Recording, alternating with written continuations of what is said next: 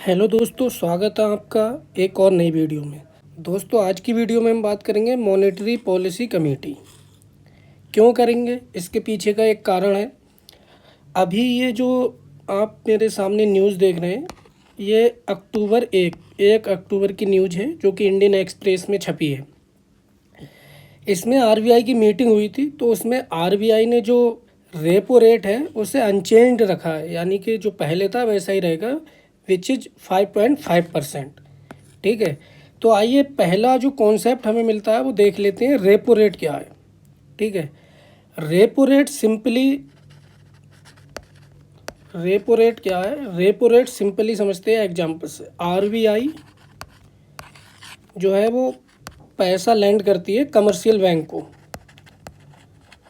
यानी कि जो भी कमर्शियल बैंक होती हैं उन्हें पैसा जो है वो लैंड करती है। तो आरबीआई जो लैंड करती है इस पे कुछ इंटरेस्ट चार्ज करती है।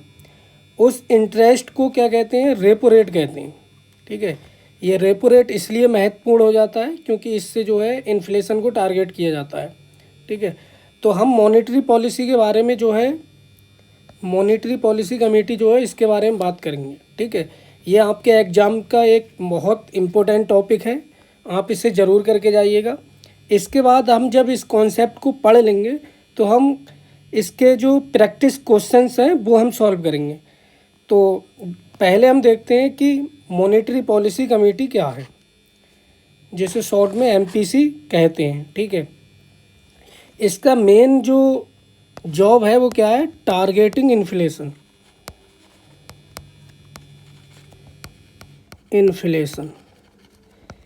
यानी कि जो इंडिया में महंगाई हो रही है, इन्फ्लेशन, इंग्लिश में इन्फ्लेशन बोलते हैं महंगाई, उसे टारगेट करना होता है। ये जॉब किसकी है, वो आरबीआई की है। तो आरबीआई क्या है, एक पॉलिसी जो मॉनेटरी पॉलिसी कमेटी है, तो ये जो इन्फ्लेशन टारगेट है इसे टारगेट करती है, जो कि कितना परसेंट रहना चाहिए, 4% ±2%।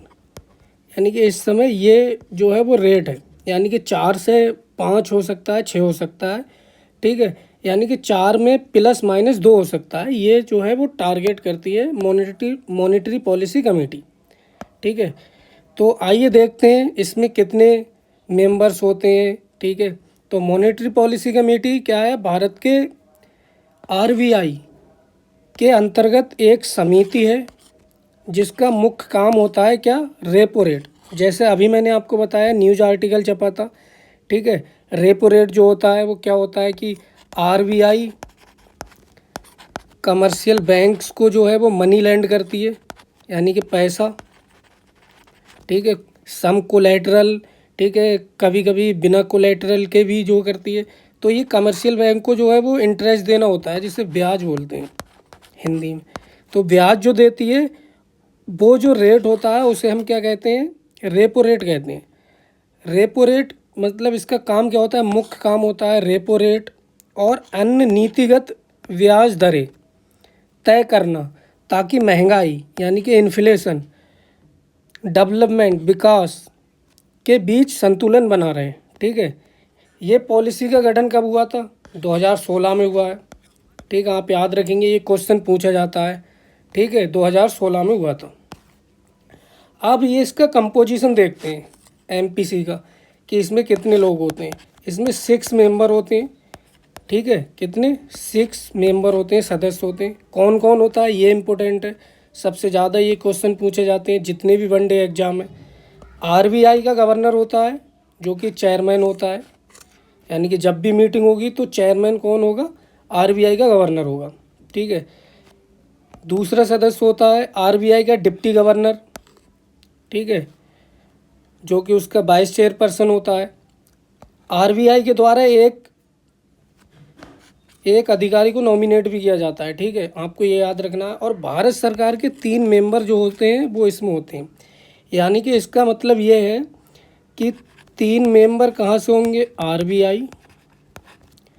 3 मेंबर जो होते हैं गवर्नमेंट ऑफ इंडिया से होते हैं। ठीक है, ये आपको याद रखना है। इसका मतलब है यानी कि 3 सदस्य आरबीआई से, 3 सदस्य सरकार से, टोटल 6 होते हैं।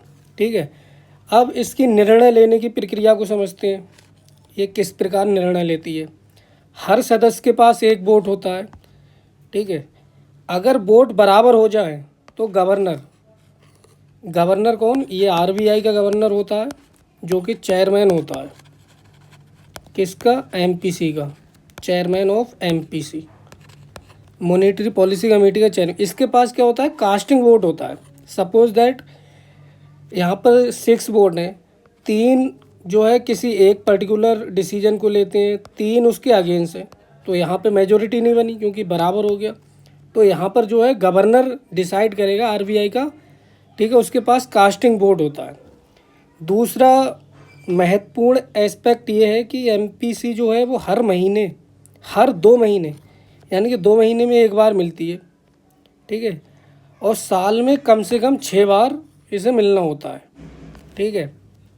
अब इसके उद्देश्य जान लेते हैं, क्या क्या है इसके उद्देश्य। उद्देश्य में हम देखते हैं कि जैसा कि मैंने ऊपर बताया कि इन्फ्लेशन को टारगेट करती है, मेन जॉब है। वर्तमान में क्या है, ये भी क्वेश्चन आपसे पूछा जा सकता है। वर्तमान में इन्फ्लेशन टारगेट 4% ±2%, ठीक है। इसका मतलब है कि 2 से 6, यानी कि 2% से 6% तक हो सकती है, जो कि मैंने अभी आपको ऊपर बताया, ठीक है।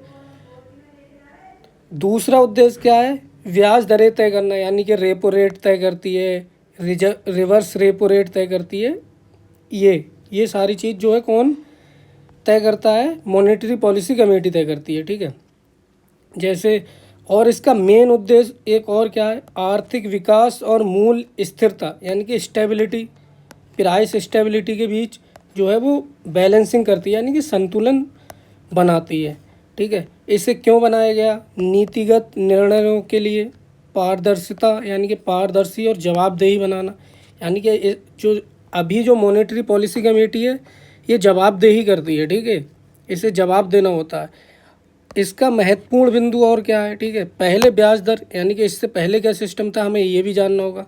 पहले ब्याज दर तय करने के लिए, तय करने का अधिकार केवल आरबीआई गवर्नर के पास था, यानी कि गवर्नर चाहे वो उस टाइप से करता था। लेकिन अब क्या है, अब गवर्नमेंट का भी इन्वॉल्वमेंट है, यानी गवर्नमेंट के अभी आपने ऊपर देखा 3 मेंबर जो है गवर्नमेंट के जो है नॉमिनी होते हैं, ठीक है। तो अब समिति जो है वो कलीजियम सिस्टम, यानी कि जैसे आपने देखा होगा कलीजियम सिस्टम सुप्रीम कोर्ट में, तो ये कलीजियम सिस्टम की तरह क्या है, एक निर्णय लेती है जो कि लोकतांत्रिक, पारदर्शित और जवाबदेह हो जाता है, ठीक है, जो कि एक डेमोक्रेसी में होना चाहिए। ये तो रही मॉनेटरी पॉलिसी कमेटी के जितने सारे इम्पोर्टेंट बिंदु थे, ठीक है, वो हमने देखे। अब जब भी आप कोई भी टॉपिक पढ़ें तो सबसे ज़्यादा इम्पोर्टेंट हो जाता है उसकी 2 चीज़ें। नंबर 1 क्या हो जाता है, रिवीजन, और सेकंड चीज़ प्रैक्टिस, यानी कि आपको प्रैक्टिस करनी होगी एमसीक्यूज की या फिर पीवाईक्यू की, ठीक है। तो हम यहाँ पर जो पीवाईक्यू पिछले एग्जाम्स में पूछे गए हैं उनको सॉल्व करने की कोशिश करेंगे, ठीक है। तो पहला क्वेश्चन है, मॉनेटरी पॉलिसी कमेटी यानी कि एमपीसी का गठन किस वर्ष हुआ, तो अभी आपने पढ़ा है, ठीक है, 2016 में हुआ है, तो इसका राइट आंसर 2016 है। अब दूसरा क्वेश्चन हम देखते हैं। दूसरा क्वेश्चन भी, ये जो जितने भी सारे क्वेश्चन है ना ये बहुत ही इम्पोर्टेंट है, तो मैं आपसे कहूँगा कि इन क्वेश्चन को आप ध्यान से पढ़ें, ठीक है। दूसरा क्वेश्चन देखते हैं, भारत में मॉनेटरी पॉलिसी कमेटी में कुल कितने सदस्य होते हैं।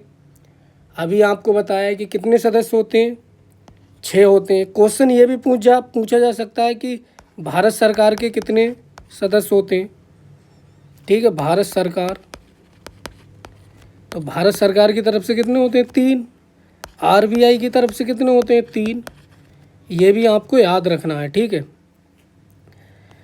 अगला क्वेश्चन देखते हैं, मॉनेटरी पॉलिसी कमेटी में सरकार द्वारा कितने सदस्य नामित किए जाते हैं। अभी मैंने आपको बताया 3। अभी ये क्वेश्चन पूछा, हो सकता है आने वाले एग्जाम में पूछ लिया जाए कि आरबीआई के कितने मेंबर होते हैं इसमें, तो कितने होते हैं, 3। ये आपको याद रखना है। अब जो बहुत ज़्यादा क्वेश्चन पूछा जाता है, मॉनेटरी पॉलिसी कमेटी का अध्यक्ष कौन होता है, यानी कि चेयरमैन कौन होता है, ठीक है। तो अभी हमने पढ़ा है आरबीआई का गवर्नर होता है, ठीक है। अब नेक्स्ट क्वेश्चन देखते हैं। नेक्स्ट क्वेश्चन कहता है एमपीसी कितनी बार बैठक करती है। ऊपर अभी हमने पढ़ा कितनी बार करती है, यानी कि 2 महीने में 1 बार करती है। तो साल में कितना हुआ, 6 टाइम। तो हर महीने में कितनी बार करती है, कम से कम 6 महीने। आपको ये जो क्वेश्चन है ना, ये बहुत ध्यान से करना है, ठीक है। तो कम से कम 6 बार 1 वर्ष में मिलती है। अगला क्वेश्चन देखते हैं। अगर एमपीसी में वोट बराबर हो जाए तो निर्णय कास्टिंग वोट किसका माना जाता है। जैसे अभी हमने कॉन्सेप्ट पढ़ा कि कास्टिंग वोट की जो पावर है वो किसके पास है, कास्टिंग वोट वो है आरबीआई के गवर्नर। आरबीआई का गवर्नर कौन होता है, चेयरमैन होता है किसका, एमपीसी का, मॉनेटरी पॉलिसी कमेटी। तो आरबीआई गवर्नर पर आपको टिक करना है। अगर जैसे ये क्वेश्चन है ना, अगर आपने कुछ भी नहीं पढ़ा है तो 1-2 आप ऑप्शंस को जो है वो वैसे ही डिलीट कर सकते हैं। जैसे प्रधानमंत्री का यहाँ क्या काम है, यहाँ तो इकोनॉमिक्स से रिलेटेड जो है वो डिसीजन लिए जाने। अगला क्वेश्चन देखते हैं।